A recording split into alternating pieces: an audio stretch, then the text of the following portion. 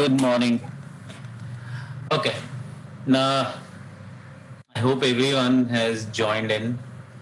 I got a message today morning about the recording of this one. I don't think that will be possible because, see, the session does get recorded. But for a recording to be visible to you, it has to be mapped to your batch. And since you're not from one batch, you're from different batches. It cannot be mapped to so many batches. So there is some technical issue with that. So yes, the recording will be there, but we will not be able to share it with you in your, it will not show in your recordings. At least that's what my understanding is. So yes, hi, my name is Manav, and we'll be looking at the essay writing component. See, first of all, we have to understand why do these colleges ask you to write an essay. So before we go into the how of it, we have to go into the why of it. At any point, if you have a question, a query, you want to discuss something, there is a raise hand function there. Okay. So you raise your hand, it will show on my screen. And so there are two ways. You can either, type your query in the chat window. Alternatively, you raise your hand. I will see it on my screen and I will give you access to the mic. So you will be able to unmute yourself and ask whatever you want to ask. Okay.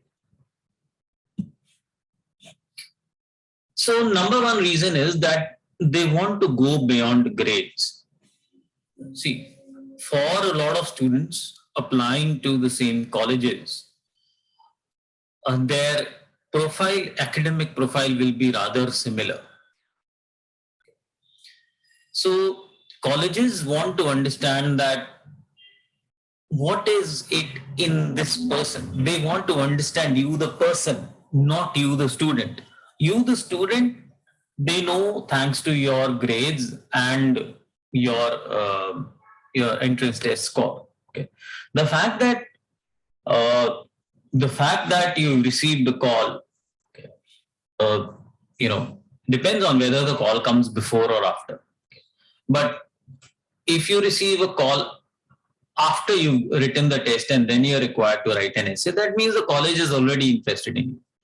If you are required to submit an essay before you get a call, that means the college is going to look at your essay and the committee, the admission committee, will try to find from there whether you're the right fit for the college. Okay.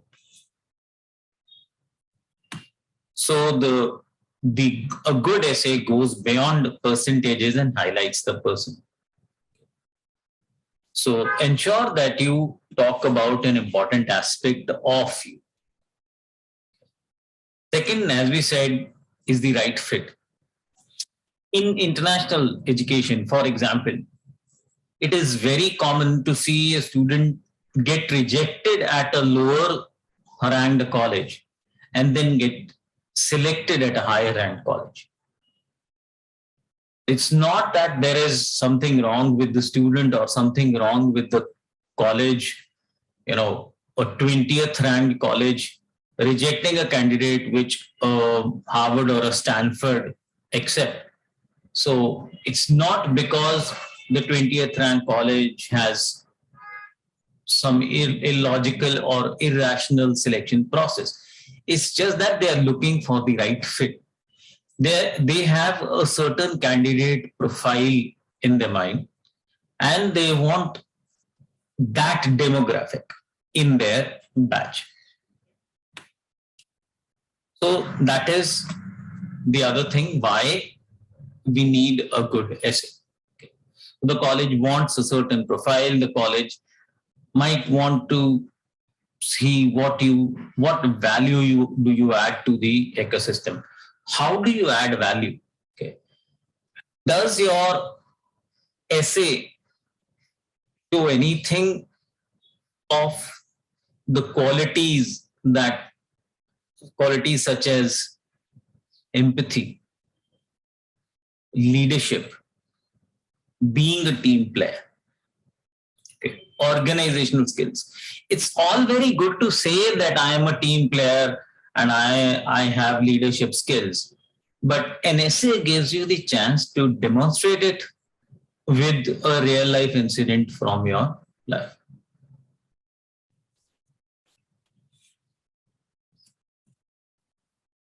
What factors help make a good essay? Okay, we will not go into the okay, I'll come to that in a little while later. So let's look at what makes a good essay. Okay, so there are certain factors that go towards it.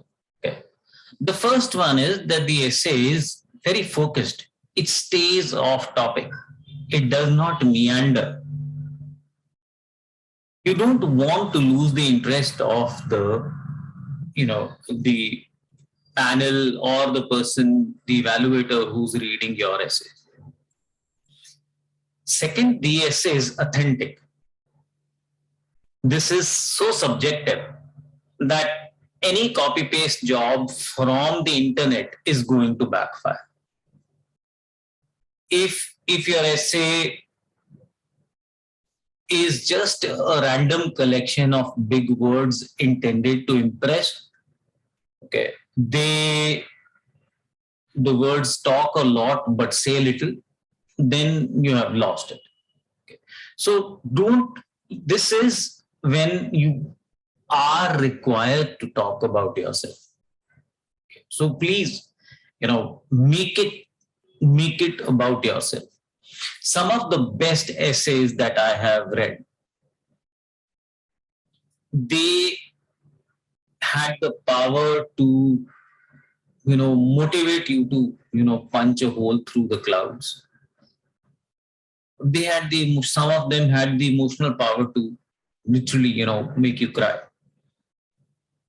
make you laugh, make you take away some life learnings. And that's what a powerful personal essay should be about.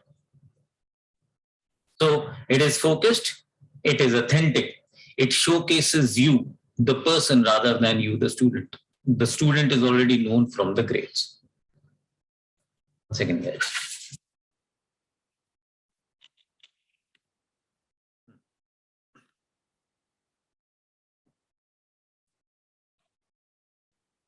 A good essay is personal. It has personality. It showcases your personality. It is personal, but not narcissistic. Talk about yourself. Even when you talk about people who have impacted you, okay? So when you're talking, let's say your father has left a very, has really molded your character, okay? You have looked at him, you've always looked up at him, and you've always tried to emulate him. Thanks to his, upright, ethical behavior, you have turned out to be that kind of person. But even then, the essay should not be about your father. The essay should be about you, how he has impacted you. Incidents that show your passion. Passion could be about anything. Okay. Passion doesn't necessarily have to be about your career. People who won singing competitions.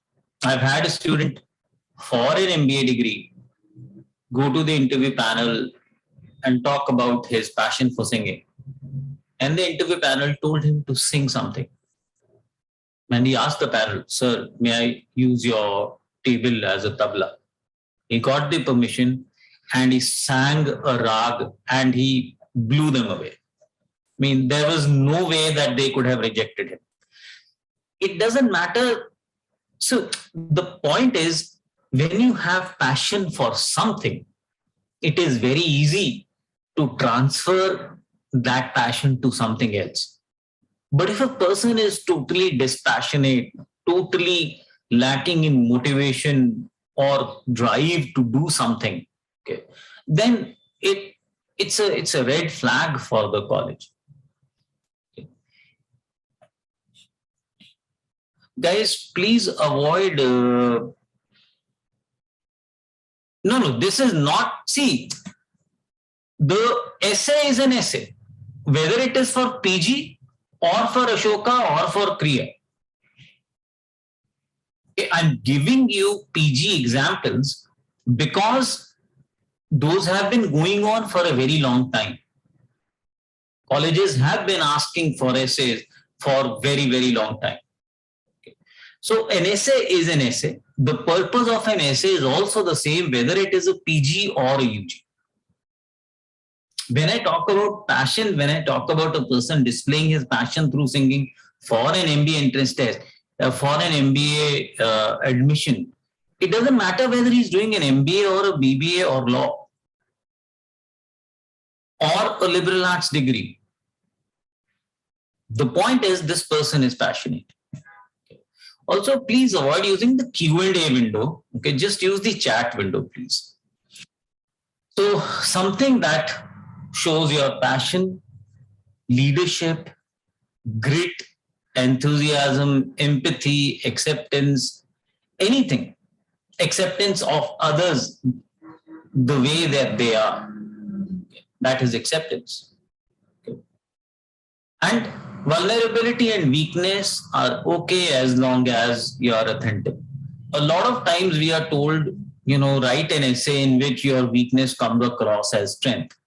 So for example, you might write, oh, what is your weakness? Oh, I get so involved in what I'm doing that I forget everything else. And, for me, the world ceases to exist and whatever. What that tells me is that you're going to burn out. Either you're lying or you're going to burn out because you don't know how to balance things.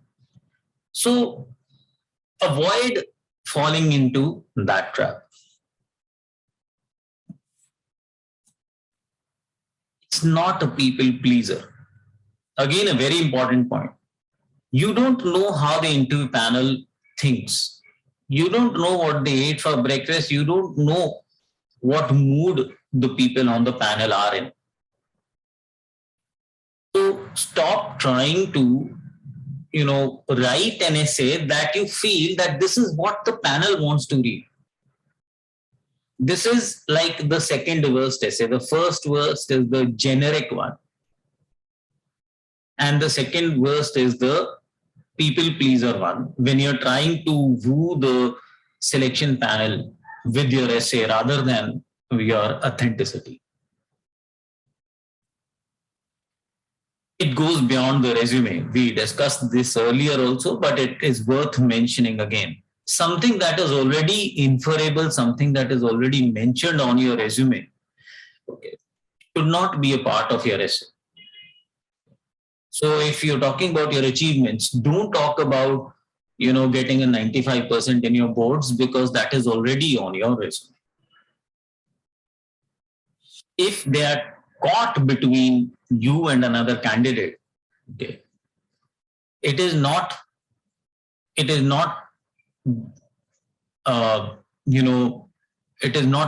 what is more politically correct that is going to win. It is the more authentic one that is going to be selected.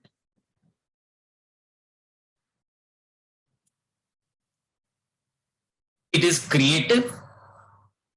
Describe something through your senses. That means if you went,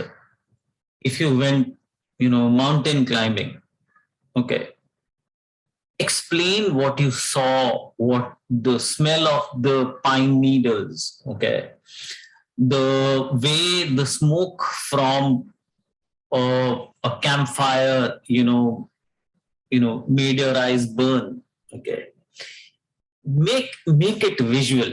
Make it something that when the evaluator reads it, the evaluator sees a kind of like a movie in their mind.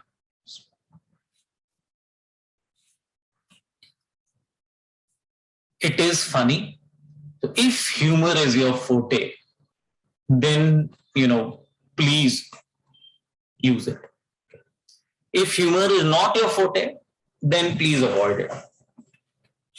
So use humor if you can.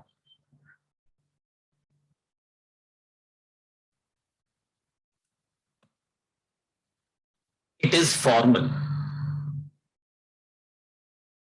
Don't use slang. Don't use any words, any abbreviations that are the kind of language, the contracted language that you use between friends. Remember that the panel is evaluating you on everything from your language to the content. So, pay attention to how you are expressing yourself.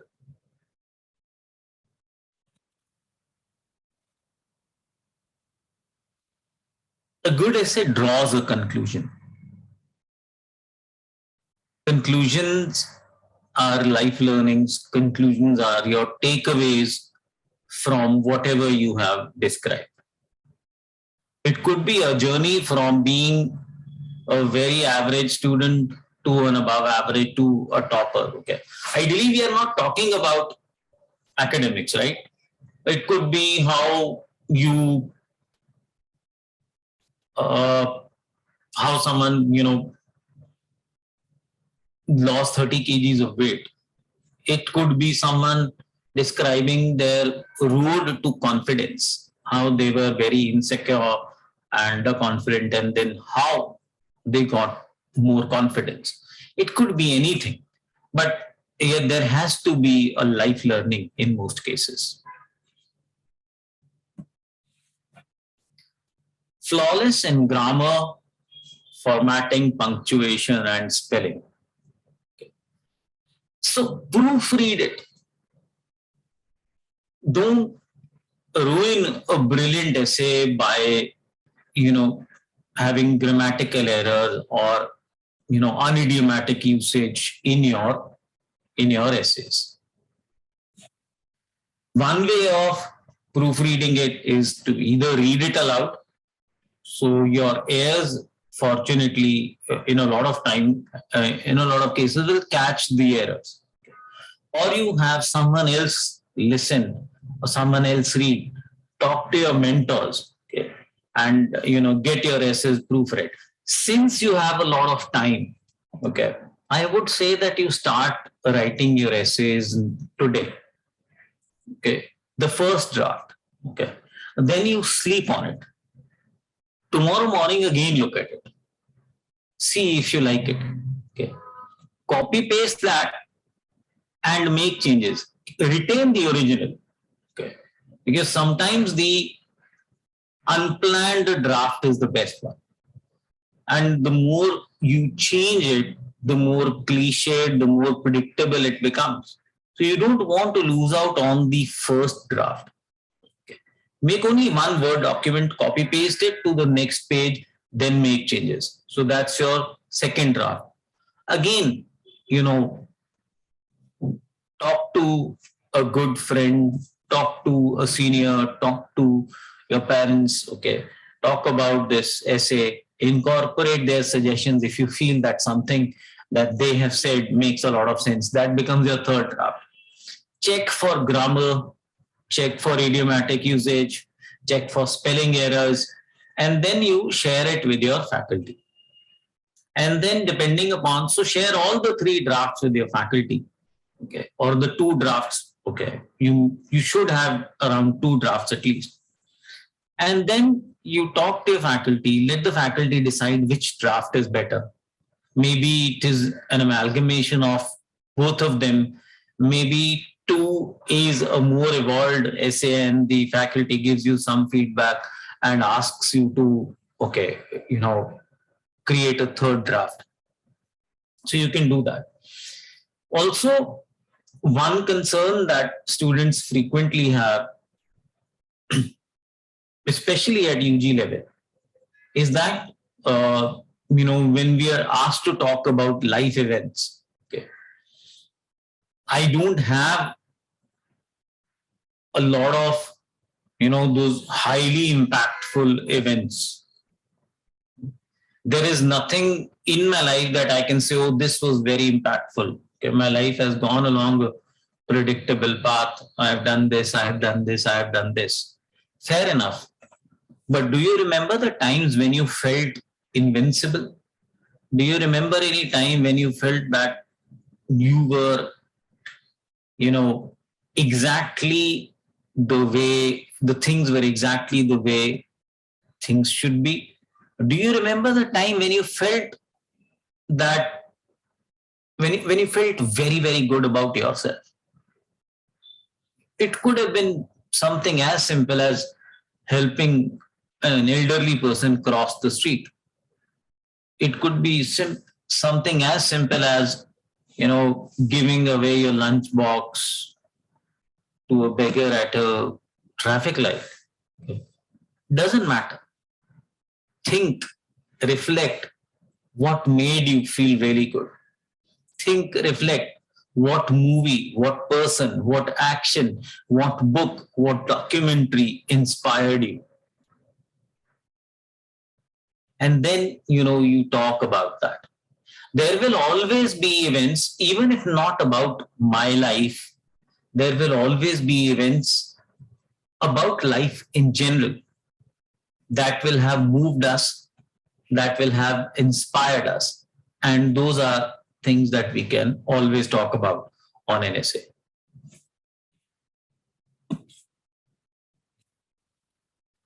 The body of the essay. Number one, respect the word limit. Use paragraphs as needed. So there is no limit or a set number as per the number of paragraphs that you can use. You can have 3, you can have 5, you can have 7. But stay true to the word limit. Don't exceed that.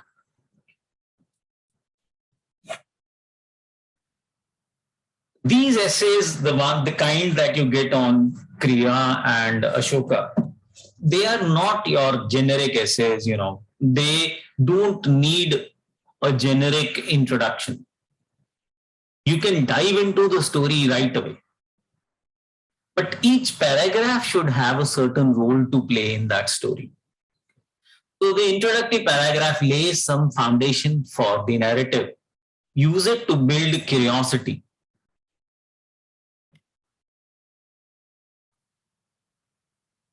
Create a story, a narrative that is alive with emotion. Again, I reiterate, there is, if your essay reads like a corporate letter, it has failed in its objective. Your essay should be personal. If your essay is emotional, very good. Don't contrive, don't force. We are not trying to make people, we're not writing that essay with the intention of making laugh people. You're not stand-up comedians. But at the same time, if there are funny incidents, then you must share them. Summarize your learning. So there is a typo there. It is not summarize with your learning. Summarize your learnings at the end. Any questions so far?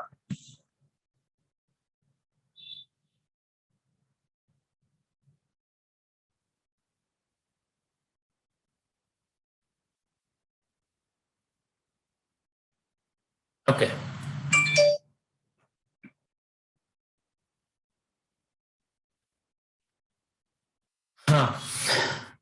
So this is the topic. This is for Ashoka. So anyone wants to kind of, you can send a message to me in the chat window. Okay. You want to kind of think about it and, give us a broad outline of what you want to, what would you write here. Remember, there is nothing that is, there is nothing that is, oh, this should be like this. It doesn't have to be related to your education or your acads. In fact, it ideally should not be related to your education or acads.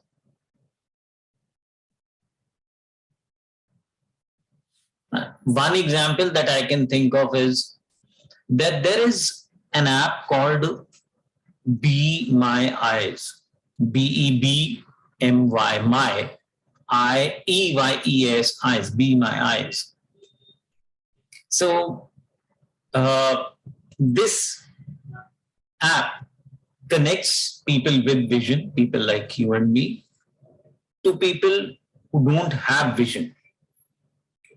So now this blind person could be in his apartment, wants to check what is in the pantry.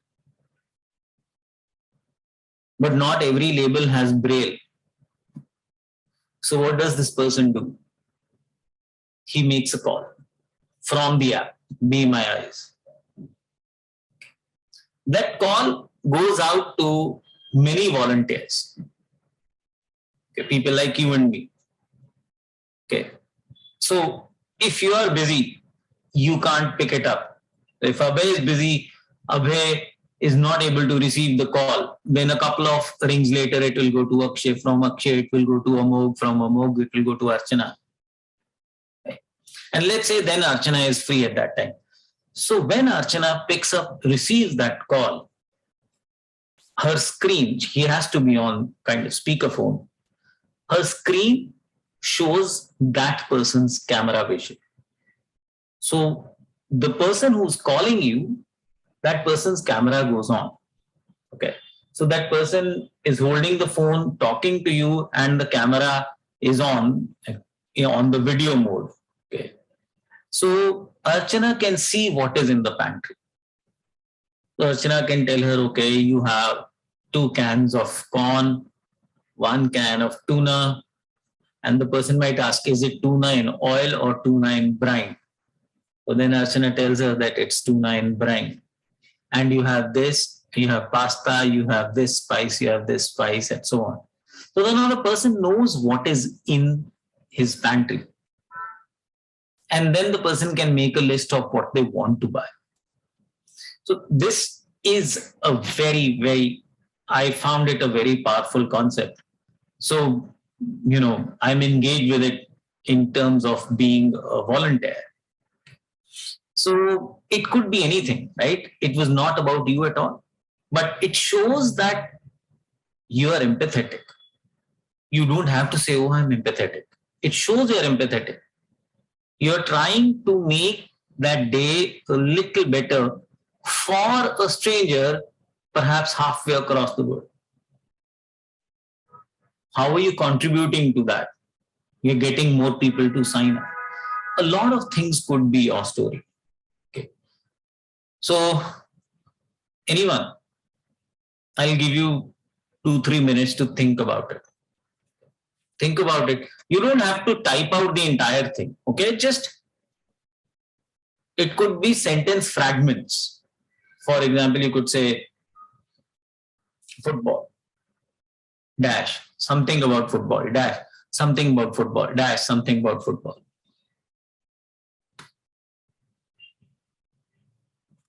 The movie Yes Man, in which Jim Carrey is a closed off person, doesn't try anything new in his life, says no to everything.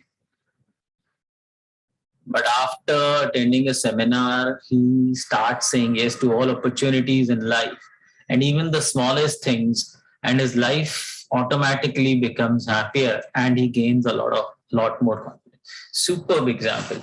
Yes. So this is like being more open towards life, being more open towards new experiences, new challenges, new situations, new people.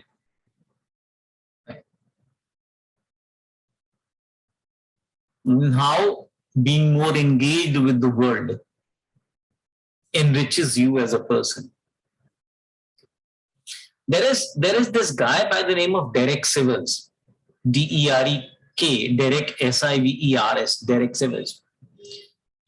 When he was in college, he was an independent musician. He said, I never refused a gig. He says, I never refused a gig. Even if the gig was for $10, I would go. And a lot of times I would spend $5 on my bus fare one way, $5 coming back. And I would end up spending money from my own pocket for food or if I had to stay somewhere or something. But he says, I never refused a gig. I went to the smallest of towns and whatever. Okay. Met amazing people. Then this guy decides ki I'm an independent musician. Nobody is going to sell my music. So he created a website. The website was cdbaby.com. Okay.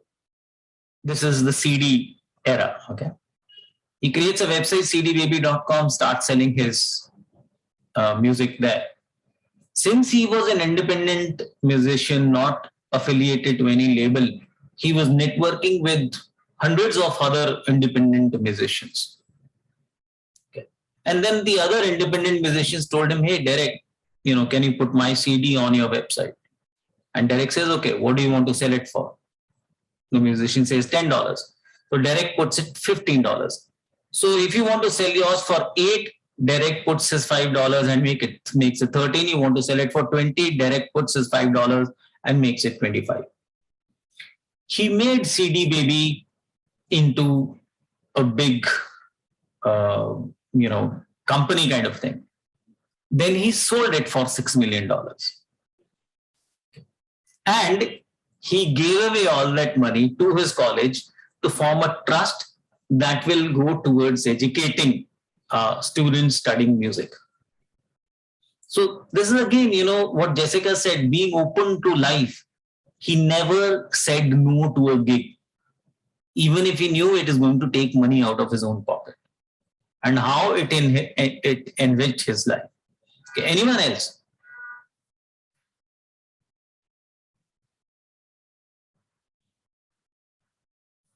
Okay. So I'll show you an essay here. Okay. This, I think, is a very personal essay. So if you see, the essay straight away dives into a narrative. By the time now the first paragraph doesn't really talk anything about the topic, but it builds a narrative. So now first paragraph leaves you asking, how is it related to the topic? It leaves you, thinking about what this person went through. Okay, just read this. Once you read this paragraph, please raise your hands. There is a raise hand function. Okay, please raise your hands. Once everyone has read it, I'll move on to the next paragraph. Okay. So this paragraph starts off with a story, very personal story.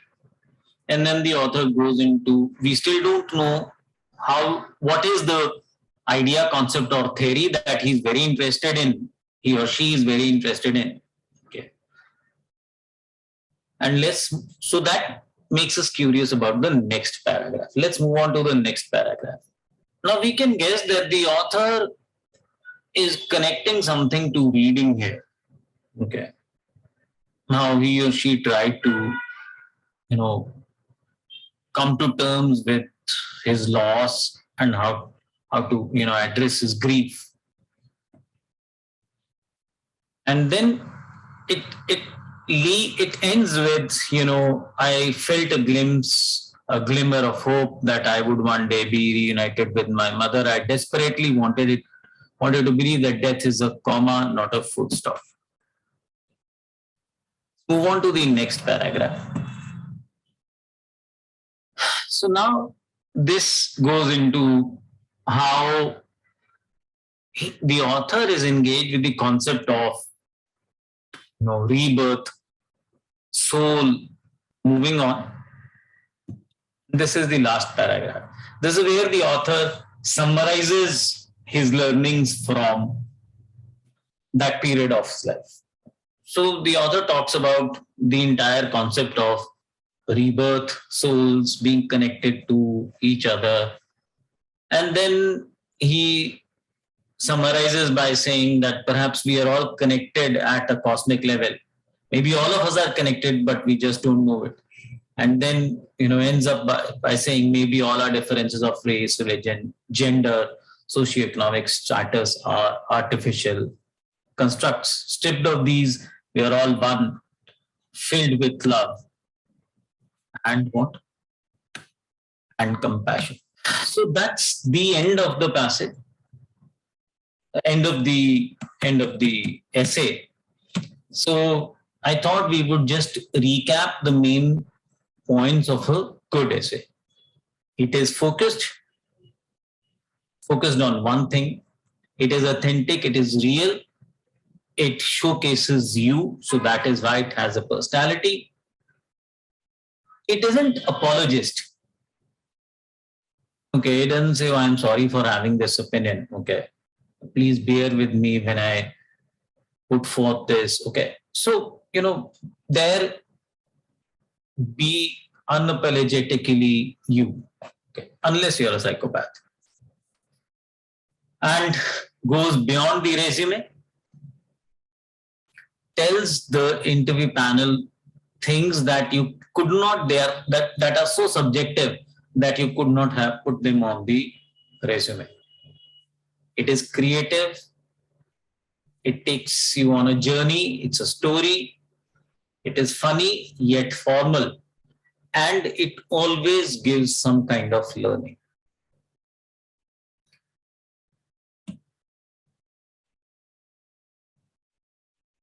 Okay. It's flawless in its execution in terms of grammar, spelling, language, construct, everything.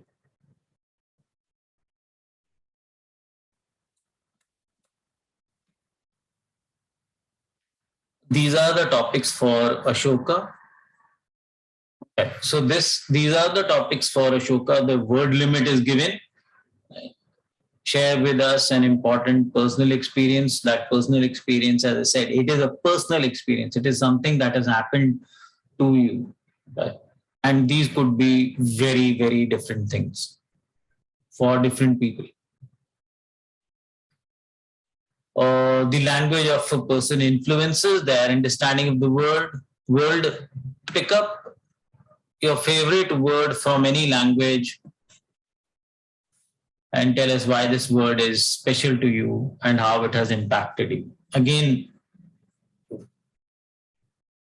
one of the words that I absolutely love is from the German language. The word is Schadenfreude. Schadenfreude means taking pleasure in the misfortune of others. Okay. Now, I don't really take pleasure in the misfortune of others. Okay. But for me, this is a very beautiful word. This, to me, shows us that we are ultimately humans. We are not gods. Okay. We are not above, celebrating or taking pleasure in someone's misfortune. So that's a very strong word for me. Another word that is very strong for me is perhaps empathy. These are two very contrasting words. But, Schadenfreude I love. Empathy is something that, I feel that this is perhaps the most important trait that a human being can have. Another word, kismet. It's an Arabic word, Persian word. Moved to Hindi. And now we have it in English. So it could be anything, right? It could be any word that you feel, really resonates with you. Personal experience, as we discussed earlier, it could be anything. It could be failure in school. It could be, kind of like coming second in a race or coming third in a race, which pumped you up to, go higher. Something that made you realize how privileged a life you live. So all of these could be personal experiences, and obviously this is just a set of examples. Okay, these could number into hundreds. This is the topic for Krea. Significant experiences in your life, the choices you have made, your successes, and what you have learned from your failures.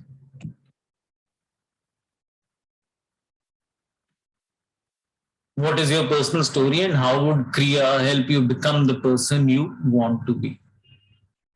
Again, your story, okay, kind of like what you are now, and how Krea will help you become the person that you want to become. For that, I would recommend look at the website of the college. Go into life at Krea, go into about us, go into mission statement.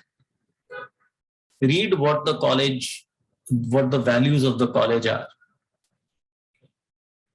And then see what resonates with you. And that you can talk about in how Krea will help you become the person that you want to be. It could be, it could even be a video, right? It could be artwork, it could be text format, video or artwork. Yeah. Yep. That's it, guys. If you have any questions, please ask now. Otherwise, we will end this. All right, guys. Stay safe, take care, and please don't forget to write a couple of drafts of the essay and then share them with your faculty. All the best, guys.